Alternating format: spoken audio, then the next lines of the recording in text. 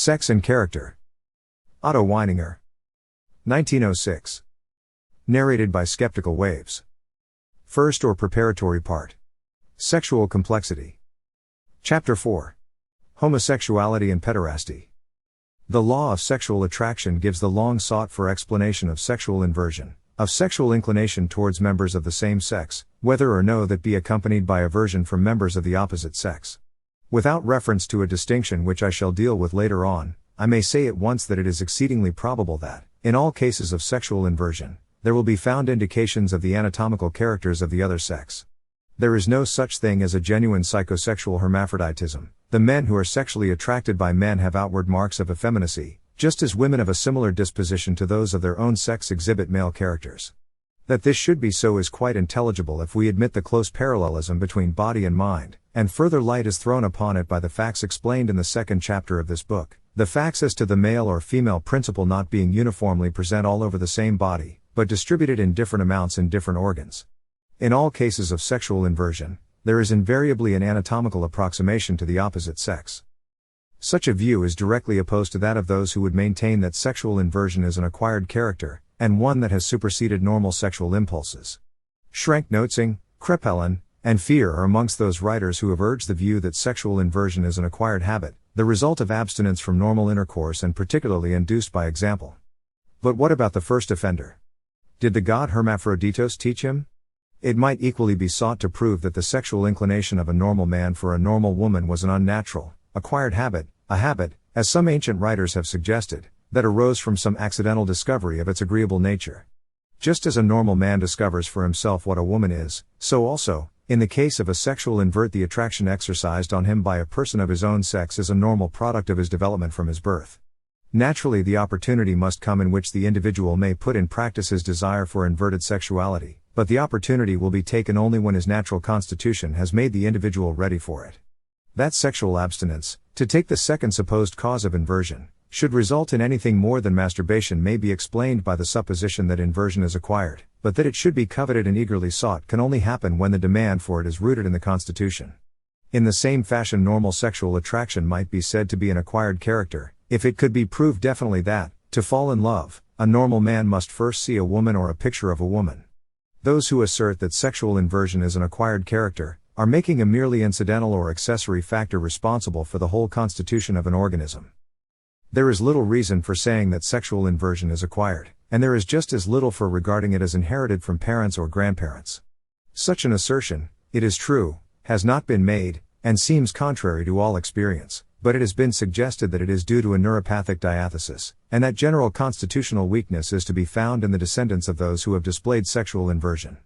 In fact, sexual inversion has usually been regarded as psychopathological, as a symptom of degeneration, and those who exhibit it have been considered as physically unfit. This view, however, is falling into disrepute, especially as Krafft-Ebing, its principal champion, abandoned it in the later editions of his work. Nonetheless, it is not generally recognized that sexual inverts may be otherwise perfectly healthy, and with regard to other social matters quite normal. When they have been asked if they would have wished matters to be different with them in this respect, almost invariably they answer in the negative. It is due to the erroneous conceptions that I have mentioned that homosexuality has not been considered in relation with other facts. Let those who regard sexual inversion as pathological, as a hideous anomaly of mental development, the view accepted by the populace, or believe it to be an acquired vice, the result of an execrable seduction, remember that there exist all transitional stages reaching from the most masculine male to the most effeminate male and so on to the sexual invert, the false and true hermaphrodite, and then, on the other side, successively through the sapphist to the virago and so on until the most feminine virgin is reached. In the interpretation of this volume, sexual inverts of both sexes are to be defined as individuals in whom the factor alpha, see chapter 1, is very nearly 0.5 and so is practically equal to alpha prime. In other words, individuals in whom there is as much maleness as femaleness, or indeed who, although reckoned as men, may contain an excess of femaleness, or as women and yet be more male than female. Because of the want of uniformity in the sexual characters of the body, it is fairly certain that many individuals have their sex assigned them on account of the existence of the primary male sexual characteristic, even although there may be delayed descensus testiculorum, or epi or hypospatism, or, later on, absence of active spermatozoa, or even, in the case of assignment of the female sex, absence of the vagina, and thus male avocations, such as compulsory military service, may come to be assigned to those in whom alpha is less than 0.5 and alpha prime greater than 0.5. The sexual complement of such individuals really is to be found on their own side of the sexual line, that is to say, on the side on which they are reckoned, although in reality they may belong to the other. Moreover, and this not only supports my view but can be explained only by it, there are no inverts who are completely sexually inverted. In all of them there is from the beginning an inclination to both sexes. They are, in fact, bisexual. It may be that later on they may actively encourage a slight leaning towards one sex or the other, and so become practically unisexual either in the normal or in the inverted sense, or surrounding influence may bring about this result for them. But in such processes the fundamental bisexuality is never obliterated and may at any time give evidence of its suppressed presence. Reference has often been made, and in recent years has increasingly been made, to the relation between homosexuality and the presence of bisexual rudiments in the embryonic stages of animals and plants. What is new in my view is that according to it, homosexuality cannot be regarded as an atavism or as due to arrested embryonic development, or incomplete differentiation of sex. It cannot be regarded as an anomaly of rare occurrence interpolating itself in customary complete separation of the sexes. Homosexuality is merely the sexual condition of these intermediate sexual forms that stretch from one ideally sexual condition to the other sexual condition. In my view, all actual organisms have both homosexuality and heterosexuality. That the rudiment of homosexuality, in however weak a form, exists in every human being, corresponding to the greater or smaller development of the characters of the opposite sex, is proved conclusively from the fact that in the adolescent stage, while there is still a considerable amount of undifferentiated sexuality, and before the internal secretions have exerted their stimulating force, passionate attachments with a sensual side are the rule amongst boys as well as amongst girls.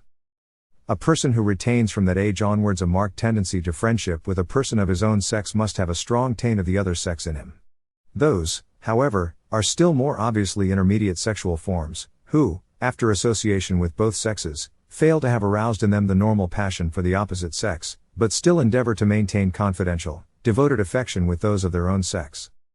There is no friendship between men that has not an element of sexuality in it, however little accentuated it may be in the nature of the friendship, and however painful the idea of the sexual element would be. But it is enough to remember that there can be no friendship unless there has been some attraction to draw the men together. Much of the affection, protection, and nepotism between men is due to the presence of unsuspected sexual compatibility. An analogy with the sexual friendship of youth may be traced in the case of old men, when, for instance, with the involution following old age, the latent amphisexuality of man appears. This may be the reason why so many men of 50 years and upwards are guilty of indecency. Homosexuality has been observed amongst animals to a considerable extent. F. Karsh has made a wide, if not complete, compilation from other authors. Unfortunately, practically no observations were made as to the grades of maleness or femaleness to be observed in such cases. But we may be reasonably certain that the law holds good in the animal world.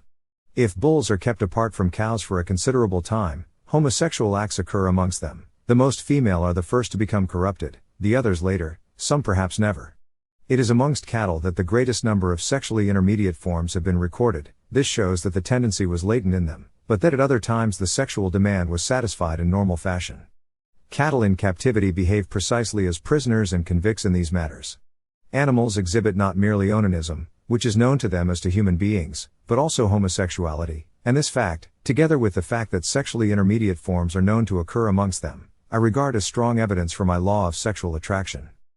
Inverted sexual attraction, then, is no exception to my law of sexual attraction, but is merely a special case of it. An individual who is half man, half woman, requires a sexual complement of being similarly equipped with a share of both sexes in order to fulfill the requirements of the law. This explains the fact that sexual inverts usually associate only with persons of similar character, and rarely admit to intimacy those who are normal. The sexual attraction is mutual, and this explains why sexual inverts so readily recognize each other.